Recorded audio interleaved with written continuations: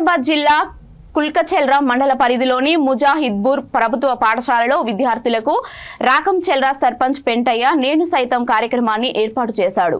ఈ కార్యక్రమానికి స్థానిక ఎమ్మెల్యే రామ్మోహన్ రెడ్డి ముఖ్య అతిథిగా విచ్చేసి సర్పంచ్ పెంటయ్యను అభినందించారు।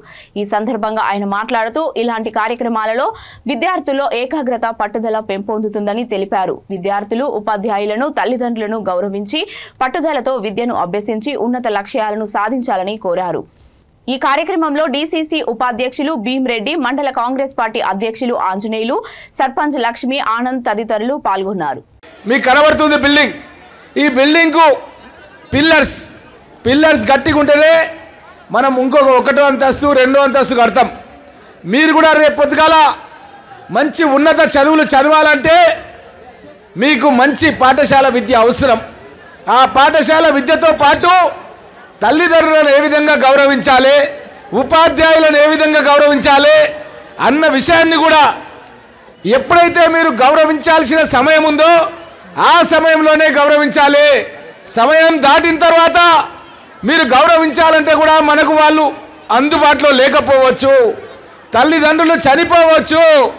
ఇంతకుముందే పెంటయ్య చెప్పిండు, తన తల్లి మమకారం తీర్చుకుందామనేసరికి తల్లి లేదు।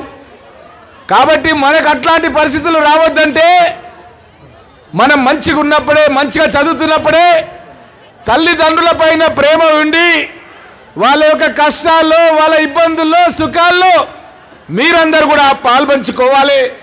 ఉపాధ్యాయులు ఏం చెప్తున్నా సరే అది మన భవిష్యత్తు గురించే చెప్తారు। మనను జాతి రత్నాలను తయారు చేయడానికి ఈ యొక్క ఉపాధ్యాయులు కృషి చేస్తున్నారు।